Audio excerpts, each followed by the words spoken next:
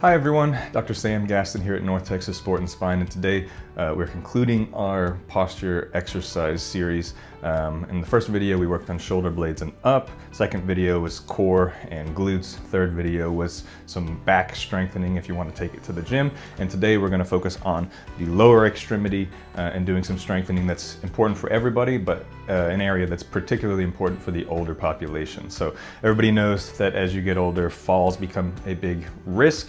We worry about broken hips and things like that, but an often overlooked area and a leading indicator of the risk of falls is going to be foot, ankle, and toe strength and stability. So we definitely want to work on that all throughout our lives, but particularly as we're older, that's an area that you don't want to overlook, because if the foot and the toes go weak, you are much more likely to have a fall, which is going to put a lot of risk on the hip, and we definitely want to avoid all of that. So a couple different things we want to focus on here is going to be ankle mobility and strength. So a good way to start working on that ankle mobility is going to be getting the foot up on a flat surface and then just using the body weight to lean over the top to try to improve what we call that ankle dorsiflexion there. So you're just going to get the body weight over the top and hold. You just want the weight to help increase that flexion of this area right here, and it's just a body weight hold there.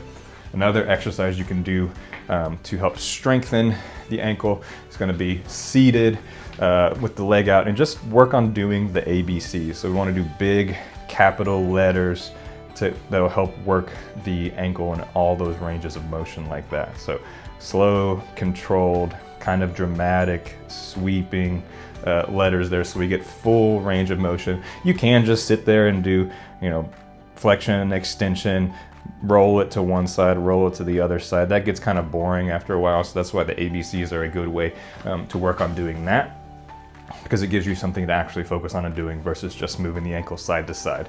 Another area we want to work on is going to be just toe strength. So with that, again, you can have the foot up, and we just want to work on using the big toe to push through the top of the shoe. So we're just trying to get some movement through there, push up, hold, and that'll help strengthen that toe on the way up. And then you can also do the same thing on the way down. So just pushing down and cognitively holding the toe down like that. You can also take a towel, a t-shirt, something like that, put it on the floor, and then work on just scrunching your toes and using the toes to pull the shirt or towel towards you. So you're not going to move the foot, you're going to plant it, and the towel or the shirt is going to be out like that, and you're just going to slowly contract, curl, pull it out, extend, reach, grab again, and pull some more. And a final exercise for keeping all of this area strong is going to actually be back up into the hip, and that's going to be our hip abduction exercises. So hip abduction is going this direction.